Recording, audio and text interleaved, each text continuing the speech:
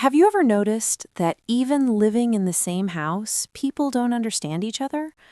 Parents say, "We went through much harder times," and the kids say, "You just don't take feelings seriously." It's not just an argument, it's actually a clash between two very different generations, Gen X and Gen Z. When Gen X people were young, life didn't ask questions, it just threw responsibilities at them. Work, stay quiet, move forward. No one asked how you were feeling. The only thing people cared about was whether you did your work or not. Gen X childhoods were often spent in empty houses, coming back from school, opening the door by yourself, heating your own food, taking care of yourself until evening. Back then, no one called this trauma, it was just life. And that life taught Gen X one thing: surviving in silence. If your heart was sad, focus on your work. If you were scared, be strong. If you were tired, ignore the tiredness. So when a Gen X boss or parent says today, "Burnout? What is that?" they aren't being rude. They are just speaking from the life they lived. Now look at Gen Z. This is the generation that never saw the world without a screen. For them, the internet is not a luxury, it's a necessity. In their childhood, if there was a question, Google had the answer. If there was a feeling, it had a name. If there was a problem, there was a video for it.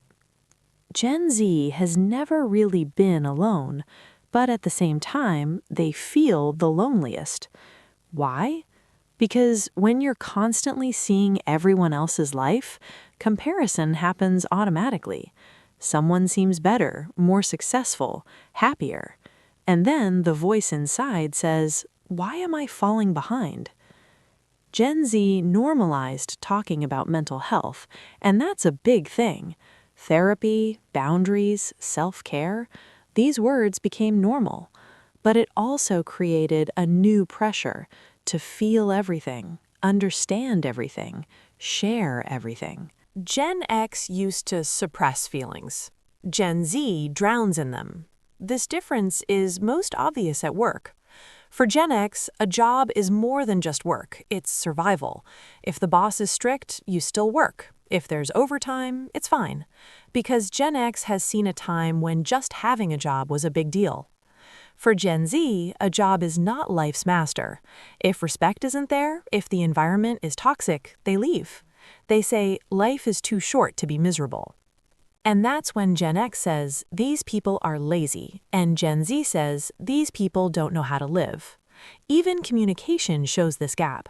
Gen X picks up the phone, talks, done. Gen Z texts, thinks carefully, takes their time. For Gen X, a call is normal. For Gen Z, a call is stressful. Relationships have changed too. For Gen X, connections were slow but deep. Meeting, talking, spending time. For Gen Z, there are many options, but attachment is weak. Swiping is fast, but connection is fragile.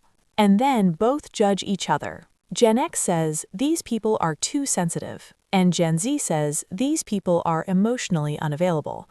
But the truth is, both are just products of their own lives. Gen X made themselves strong through hard times. Gen Z tries to understand hard times. Gen X ran the world. Gen Z is questioning the world. And the truth is, neither is wrong. If Gen X learns to listen a little and Gen Z learns to tolerate a little, the gap can slowly close. Because life isn't just about being strong, and life isn't just about feeling everything either. Life is a balance of both. Maybe next time when a Gen Z says, "I'm mentally exhausted," Gen X doesn't say, "We never felt this," but instead says, "Okay, tell me what's going on." And maybe Gen Z will also understand that not every pressure is trauma, and running from every difficulty isn't the solution. Because at the end of the day, whether you're Gen X or Gen Z, we are all learning the same life, just in different ways. So now I want to ask you, which generation are you from, and what's the one thing people misunderstood about you the most? Write it in the comments, because this story isn't just about generations, it's about you too.